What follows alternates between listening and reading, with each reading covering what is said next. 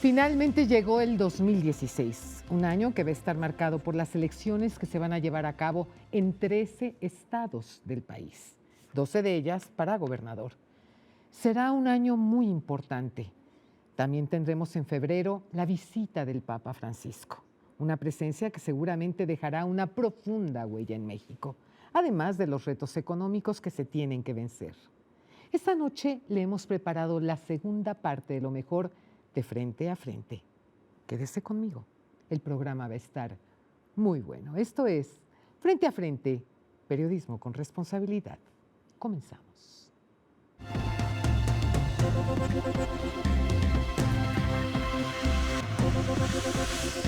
Y me da un gusto enorme recibir esta noche a una gran mujer mexicana, a una mujer que siempre ha sido una guerrera, a pesar de todo, que siempre ha dado la cara, que siempre ha defendido lo que cree y cómo lo vive. Ella, desde hace muchos años, tiene mi más profunda admiración. Me refiero a Rosario Robles Berlaca.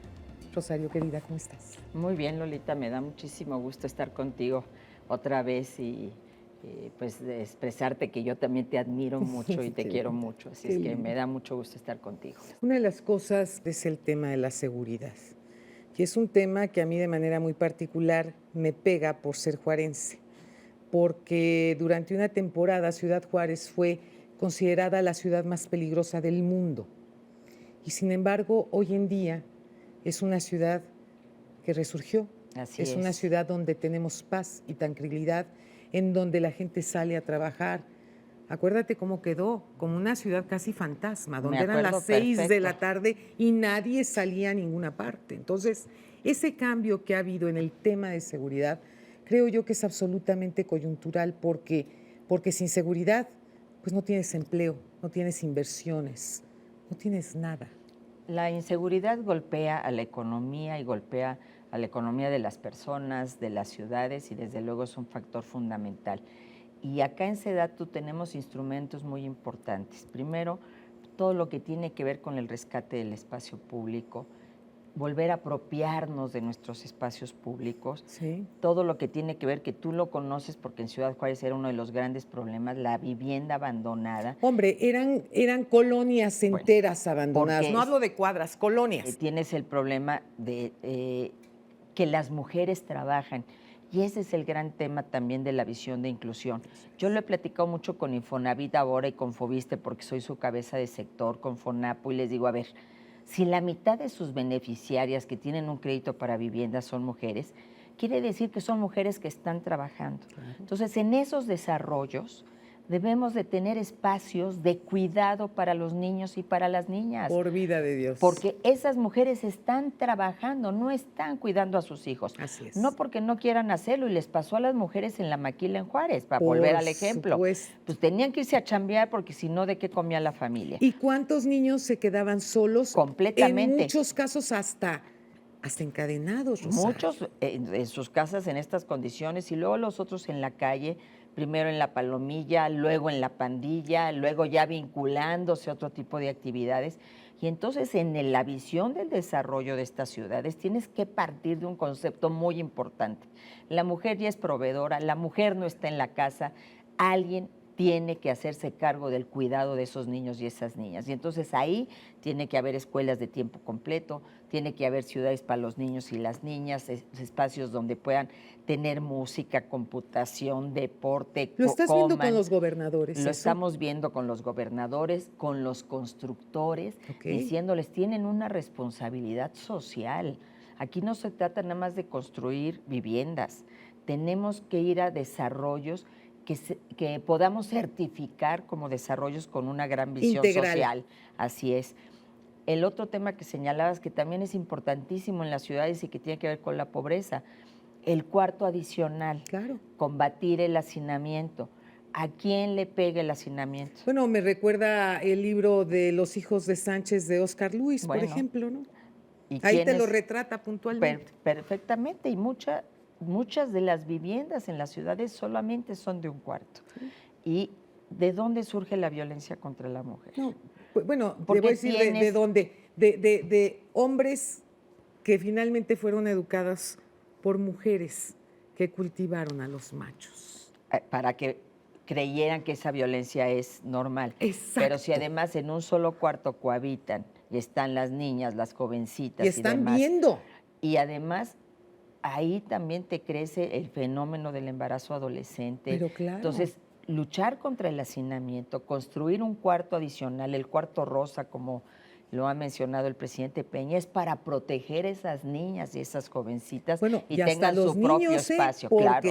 Porque cuántas veces hemos sabido de padres de familia heterosexuales que violan a sus hijos. Además, entonces todos esos temas nosotros traemos como esa visión social, Sí. traíamos ya toda esta visión desde la propia Sedesol de lo que estaba pasando en las ciudades, pero además aquí en las ciudades la fractura es mayor porque tienes estos polos de riqueza, estos grandes corporativos y zonas residenciales, Sí. y estos polos de pobreza, de cartolandia y de viviendo en un solo cuarto, y entonces ahí se genera esta fractura, este encono, este resentimiento y esta violencia también. Entonces, ese es el modelo que no nos funciona, ese es el modelo que nos ha fracturado.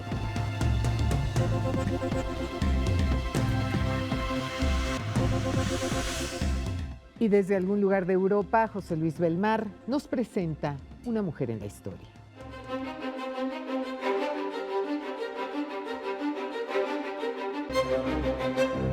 Sueño que un día cada niño recién nacido sea bienvenido, cuando hombres y mujeres sean iguales y cuando la sexualidad sea una expresión de intimidad, alegría y ternura, dijo la agitadora anarquista sueca de origen noruego, Elise Ottesen Jensen.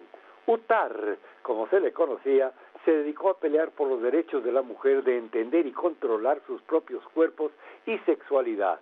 Sus seguidores la consideraron una pionera en el campo de los derechos de la mujer y del feminismo en Escandinavia.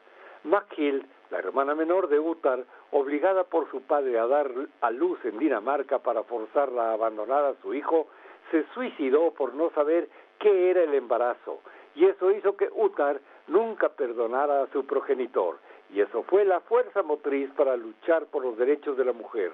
Su sueño de ser dentista se desplomó cuando una explosión en el laboratorio de química de su escuela le lesionó los dedos.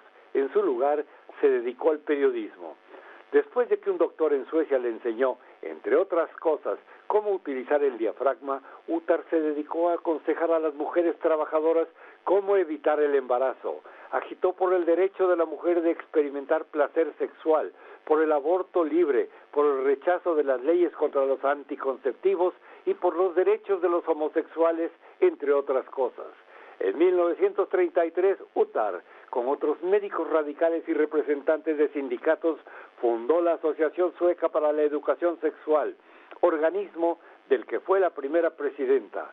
Murió a la edad de 87 años, la mayoría de los cuales dedicados a luchar por los derechos de la mujer. Desde Europa, José Luis Belmar presentó para Frente a Frente a una mujer en la historia, Elise Ottesen.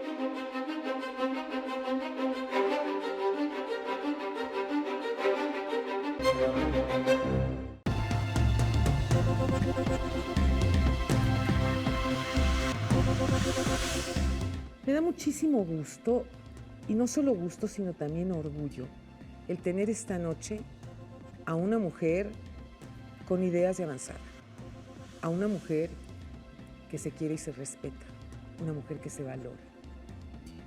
Y lo que trata de hacer es proyectar esta imagen de ella misma para poder ayudar a cambiar esta mentalidad que tanto daño nos ha hecho a las mujeres mexicanas. Qué gusto, Elisa Salinas, por tenerte aquí conmigo. Lolita, muchísimas gracias por estas palabras y por darme este espacio. A ver, platícame, Elisa. Estamos hablando que tú eres CEO de Women's Project. ¿Cómo surge esta idea de crear una organización de esta naturaleza y de que realmente los medios de comunicación podamos tomar la sartén por el mango y decir, hey, un momentito, las cosas no van bien, tenemos que cambiar esto? Bueno, no solo no van bien, sino que podrían ser diferentes, ¿no? Claro. Sin que eso además implicaría que perdiéramos privilegios o que la sociedad se desmoronara, sino todo lo contrario. Hace alrededor de 20 años yo empecé con un esfuerzo que se llama hasta el día de hoy Lo que callamos las mujeres. Así es. Mi intención en aquel entonces era hacer un retrato del drama femenino con un final esperanzador, ¿no? O sea, un poco siguiendo el estereotipo ¿sabes? De aquello que el público busca, un final feliz, etcétera. Sí, sí. Empezó como un proyecto que tenía un fin social, un proyecto que en general era condenado al fracaso, ¿no? No se le veía comercialización, no veíamos cómo el patrocinador iba a interesarse en esto, no veíamos tampoco cómo la audiencia iba a interesarse en eso, considerando además que nuestra audiencia pues mayoritariamente son mujeres, ¿no? Por supuesto. Lo que callamos las mujeres fue un éxito desde el primer programa. Así es. Siempre basados en casos reales, siempre soportados con información real, fidedigna, apoyados por fundaciones y hemos podido tener muchos casos de éxito, cambiando la vida de muchas mujeres a través de la pantalla. Una de las principales premisas de Lo que callamos las mujeres es romper el silencio. Eso es. Fíjate que cuando digo esto, Lolita, a mí lo que me parece sorprendente es que estando en esta era súper tecnológica en la que estamos, en donde estamos hipercomunicados, una campaña como Rompiendo el Silencio sigue siendo vigente. La mujer no habla de la violencia, porque sigue sintiendo, a pesar de toda la información que nos rodea y de lo informadas que estamos y de cómo se habla ahora abiertamente cualquier cosa y tú entras en internet y puedes ver cualquier cantidad de cosas, o sea, tú puedes ver en vivo soldados americanos disparándole en la cabeza a soldados talibanes, o sea, puedes ver cualquier cantidad de información y aún así no te atreves y sientes que estás haciendo algo mal y por eso mereces ser tratada con esa falta de respeto. Es que da y con vergüenza. ese desamor. Da vergüenza Pero por y no supuesto. te hablo de memoria, Elisa, yo lo he platicado incluso en mis programas y yo he comentado también a través del primer libro que escribí. Yo en mi primer matrimonio fui víctima de la violencia, de una forma brutal. Y la verdad, Pero, el Lolita, levantarte y decir, no claro. estoy dispuesta a que me violentes, no estoy dispuesta a que no me valores, no estoy dispuesta a no ser feliz porque merezco ser feliz. Y ¿sabes qué? Si tienes tele, ahí te ves. Pero porque cuesta voy por mi muchísimo vida. trabajo, cuesta mucho Claro trabajo. que cuesta Y trabajo. yo te diría, fíjate que ahora que me estabas presentando, decía yo, qué barbaridad, qué responsabilidad, ¿no? Porque cuando se dice que estás hablando con una mujer que se valora a sí misma y se quiere y se respeta, bueno, evidentemente yo también tuve mis historias, ¿no? Todas tenemos nuestras historias. Es que eso es evidente. Entonces, de pronto pareciera que por algún motivo las mujeres que estamos aquí, que tenemos el acceso a estar frente a una cámara de televisión comunicando el mensaje, hemos estado exentas, ¿no? Hombre, claro que no. Somos empoderadas, hemos tenido los medios económicos, la educación, tenemos carreras profesionales. ¿Sabes qué? No estamos vacunadas. Así es. Es muy fácil engancharse en relaciones de violencia y muy difícil llegar a la madurez que tenemos hoy tú y yo Claro. para poder decir efectivamente, fui víctima de violencia y yo no salí de esa relación. Él decidió terminar la relación y para mí eso fue un luto terrible. Yo no me hubiera atrevido y hubiera podido continuar. Qué fuerte lo que me dices, ¿eh? Pero el título de tu libro. Sí, porque el soy título mujer. de tu libro, pues porque soy mujer. Así o sea, es. después de que te culpas y que sientes que verdaderamente cometiste graves errores, etcétera, etcétera, y todas las justificaciones que podamos dar, finalmente llegas al porque soy mujer y de alguna manera estoy predispuesta a vivir esto de esta manera y a considerar que está bien, que es normal, que es parte del amarse, que es parte de la pasión, que es parte de la relación con un hombre. Sobre todo porque se convierte en una relación profundamente tóxica. Por supuesto. Y eso es un vicio que como diablos te sales de ahí. No es una cuestión sencilla, ¿no? Entonces, este proyecto, de veras, Women's Project, créeme que me tiene entusiasmadísima porque llegó la hora en que las mujeres hagamos algo. Aparte de lo que callamos las mujeres, Sin aparte duda. de hablar en los programas de repente sobre este tema, cuando a propósito de los fenicios, pues vale la pena no mencionar algo sobre los derechos de las mujeres. No, esto tiene que ser una agenda en donde efectivamente podamos tocarlo con un enorme sentido de responsabilidad, porque somos un poquito más de la mitad de la sociedad de este país, nada más y nada menos. Y somos las madres, las esposas, las hijas, las hermanas de la otra minoría, ¿eh? Ah, por eso, pero sin duda, y además una mujer es el eje y la base de la familia. Claro. O sea, lo que te quiero decir es que hay muchísimas iniciativas. Hay cosas que a mí me emocionan de The Women's Project. Para empezar, yo soy una vieja dinosaurio y entonces nunca he querido en ese sentido hacer público cualquier intento que yo hago por, sabes, la ayuda social. O sea, siempre me pareció de mal gusto y estuve educada de otra manera. Claro. Mi hija Francesca, que es una guerrera y es una tipa con una gran visión, se sentó y me dijo, tienes que hacer una fundación. Mira.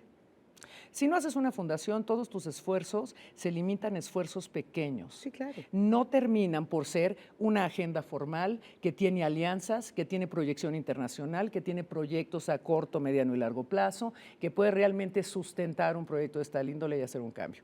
Cuando una mujer de 22 años te dice esto, No, Lola, bueno. al margen que sea mi hija, Sí, no, bueno. yo le dije, cuentas conmigo en lo que se O pueda sea, mis contar. respetos, ¿eh? Sí, claro. Mi legado es lo que caemos las mujeres, ¿sabes? Y siento que en ese sentido yo lo he hecho bien, estoy muy contenta. Es un Claro. proyecto que adoro y me satisface, al igual que planteo todo el tiempo con las protagonistas de mis novelas, mujeres que pueden generar cambios, mujeres que no se dejan, mujeres que pueden salir adelante, mujeres que pueden elegir, ¿no? A veces con el favor de la audiencia, a veces menos, ¿no? O sea, de Sí, pronto sin duda. ese será siempre un misterio. Sin embargo, el trabajo que hace Francesca con The Women's Project es su vida. O sea, no es un hobby, no está esperando financiamiento de algún lugar mágico, ¿sabes? Es muy claro lo que quiere hacer, con quién quiere hacerlo, cómo lo quiere hacer, y es un proyecto que va a vivir. O sea, este es el proyecto profesional de Francesca, mi hija. Y eso a mí me enorgullece enormemente, Hombre, porque ¿cómo además no? siento que tú y yo hemos aportado y seguimos aportando todos los días desde nuestra trinchera, pero son los jóvenes los que tienen que ponerse realmente atentos a cambiar el mundo que vivimos el día de hoy, porque no hay manera de que haya un progreso mientras la mujer esté rezagada. Exacto.